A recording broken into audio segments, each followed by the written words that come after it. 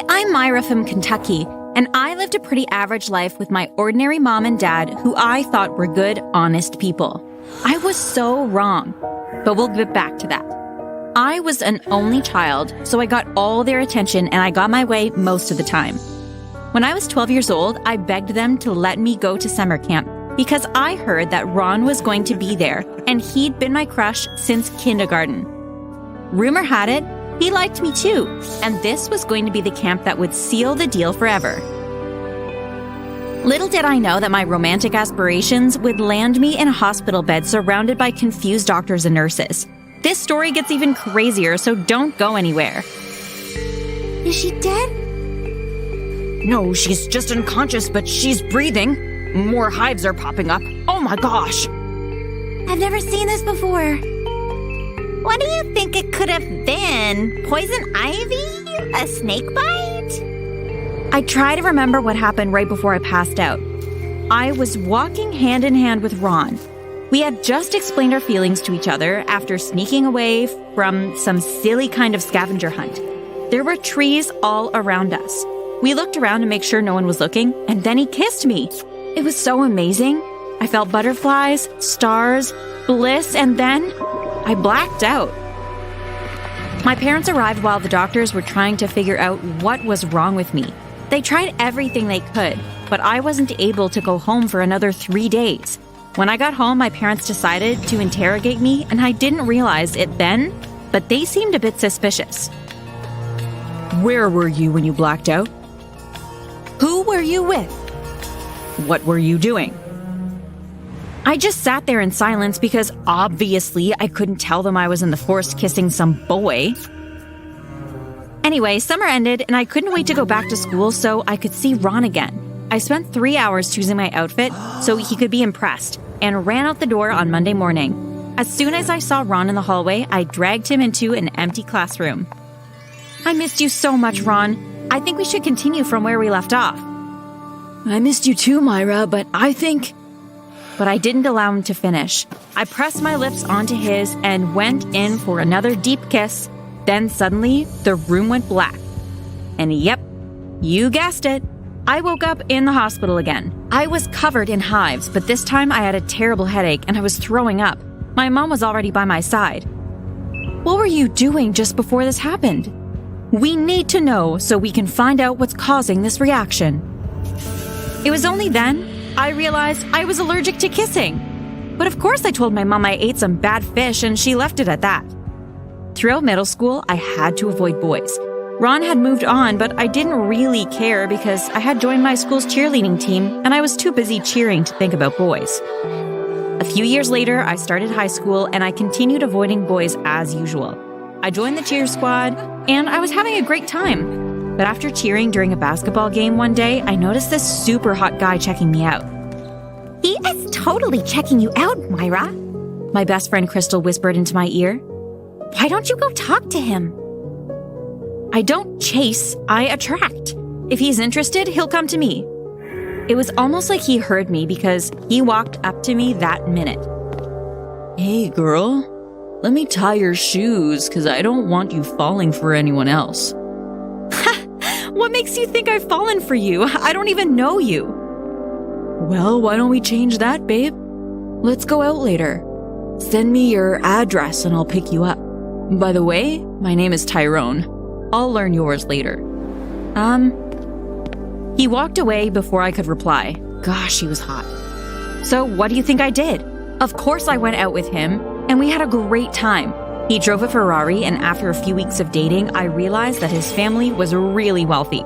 He bought me all kinds of gifts and treated me like I was a princess. We eventually became a couple, but something was different about him. He felt comfortable with me hanging around his guy friends. Most guys don't like their girlfriends to be around their boys, but he wanted to bring me everywhere. I was totally in love. His friends were always at his house, especially his best friend Marvin, who was a total goofball. But because his house was so big, Tyrone and I would still have a lot of privacy. And well, I guess privacy is what caused our problems because... Come closer, I want to hold you. Okay, Tyrone, but don't try anything, okay? What do you mean? Nothing. We hugged for about 5 minutes, then he looked me in the eyes and lifted my chin towards his mouth. I quickly turned away.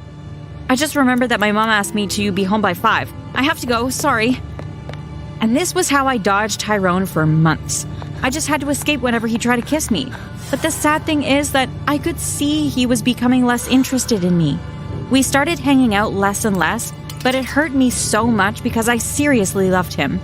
I felt like there was nothing I could do because how exactly do you tell your boyfriend you're allergic to kissing? I was feeling down one day and my mom made me her famous chocolate muffins. She made them every month and I always felt better after having them. That day, I decided I wouldn't take it anymore. I would tell him the truth. When I got to his house, Marvin was in the living room with 2 of Tyrone's other friends, and he looked shocked to see me there. What are you doing here? What are you doing here? I came to see my boyfriend. Is he in his room? Yeah, no, I don't think you should go up there. Why? Hang out with us instead. I thought that Marvin was just being his usual silly self, so I ran up to Tyrone's room. The door wasn't closed, so I peeked in and I'll never forget what I saw. My best friend was in the arms of my boyfriend and they were making out. She was doing things to Tyrone I only wished I could do. I wanted to scream. Bristol, you home-wrecking piece of... Myra, it's not what it looks like. Bristol picked up her things and ran out of the room.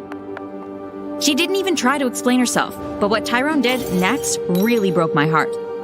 She does all the things you don't. I think we need to break up. Let me explore my options. Tyrone, you're a jerk. But don't worry, you're going to regret this. I left his house angrily, and when I got home, Crystal was there.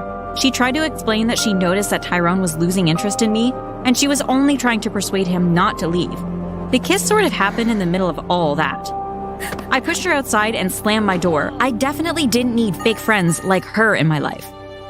Anyway, one thing I like about guys is that they're super easy, and I figure that if Tyrone could run around with my best friend, ex-best friend, like that, I'd do the same to him. I started texting Marvin until I got him interested enough to go out with me. You know I always liked you. I just couldn't say anything because you were in a relationship with my homie. But I think you're really pretty, and you look really nice in those cheerleader outfits. Wow, thanks, Marvin.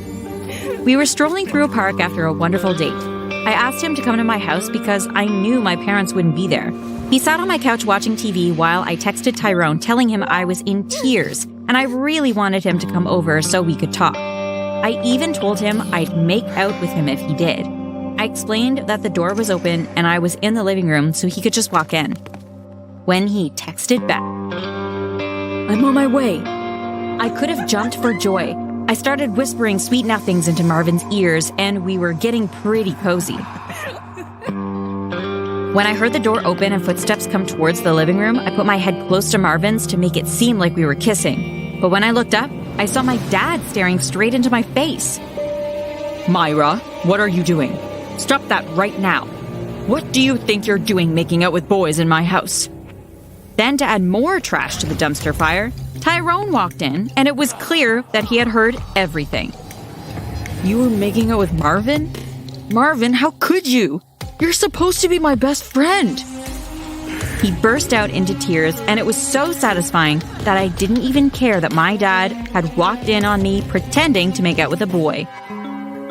Marvin, we'll talk later.